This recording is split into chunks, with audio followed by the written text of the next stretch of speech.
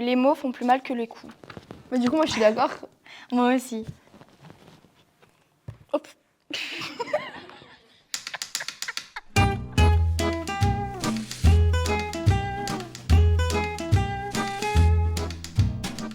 Quand on s'engueule avec une personne, quand on dit des mots, ça blesse plus que les coups. S'ils sont trop violents, ça peut aussi créer un traumatisme. Genre, les coups, ça nous fait mal sur le moment, alors que les paroles, on y repense, et du coup, ça fait mal, quoi. Puis ça peut traumatiser quelqu'un suivant ce que c'est.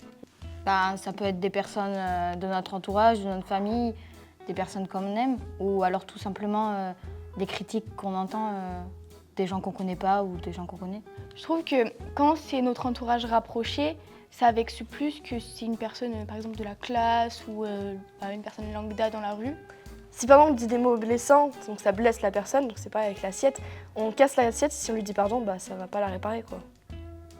Les coups, après, ça peut aussi créer un traumatisme et ça peut emmener à des conséquences terribles. Il y en a qui peuvent se donner la mort, il y en a qui peuvent tomber en dépression, beaucoup de choses peuvent arriver après. Parce que la personne peut aussi faire semblant d'être gentille au début et après, par derrière, c'est pas du tout une bonne personne, quoi. Ou alors on peut tomber sur des personnes très bien. Il y en a aussi. Et les violences conjugales, c'est pas bien parce que je trouve que quand on aime, on tape pas. Ouais, que ce soit des membres de la famille ou des personnes tout court, c'est blessant et ça reste dans la tête, quoi. Que ce soit les violences physiques ou verbales. Si on voit que la personne a une mauvaise relation avec nous, qu'elle est méchante ou quoi que ce soit, avant qu'une relation s'installe, s'il doit y en avoir une, on peut essayer de s'éloigner de cette personne. On peut essayer aussi d'en parler, parce que d'en parler, des fois, ça fait du bien et les personnes à qui on a confiance, ils peuvent nous donner des bons conseils. Enfin, il y a plein de gens autour d'eux qui sont là pour les aider, pour les écouter.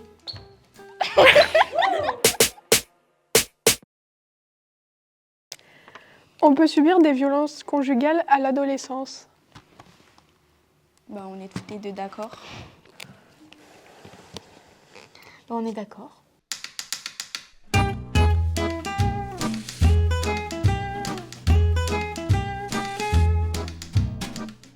Moi je suis d'accord parce qu'il n'y a pas d'âge pour subir ce genre de choses.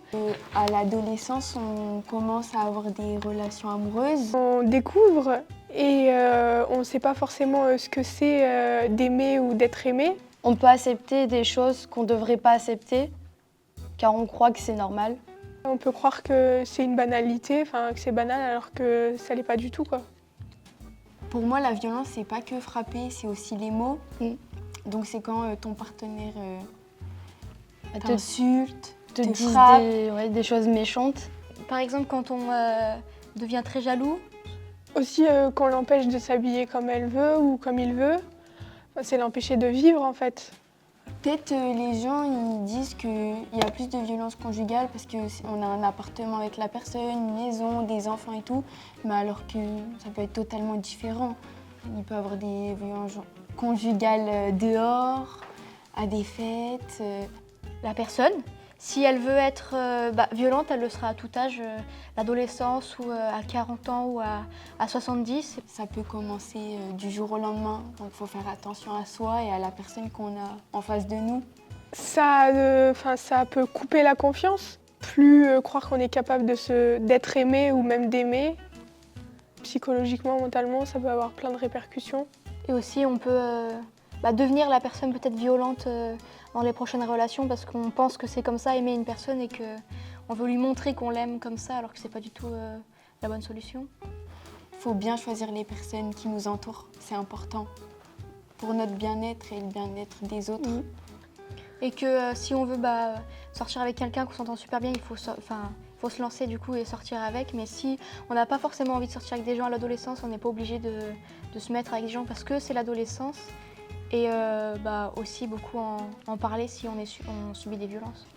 Moi j'ai entendu parler d'un endroit qui a un chat qui s'appelle Comment on s'aime, qu'on peut discuter dessus pour parler des violences conjugales. Faut pas en avoir honte d'en parler parce que c'est super important. Il y a même un signe qui a été fait, c'est celui-là. Comme ça, il faut se faire aider, c'est important. Il faut pas qu'on continue comme ça. peut subir des violences conjugales à l'adolescence. Donc vous pouvez contacter des structures comme le planning familial avec des professionnels, infirmières scolaires et psy-scolaires, ainsi que le 119 ouvert 24 heures sur 24, 7 jours sur 7 pour adolescents et enfants.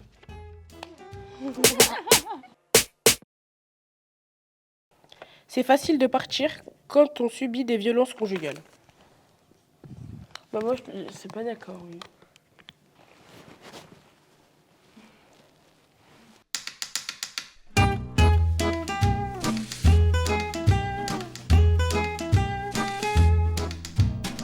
C'est dur déjà de se dire que la personne, elle lui a fait quelque chose. Et puis aussi, on se dit peut-être, ouais, qu'est-ce que je vais faire sans lui, quoi? Ou qu'est-ce que je vais faire sans elle? Ça commence par débarrasser la table, et puis ça finit par, je sais pas, va pas voir tes parents, tu restes avec moi. Mais ça commence par des petites choses comme ça.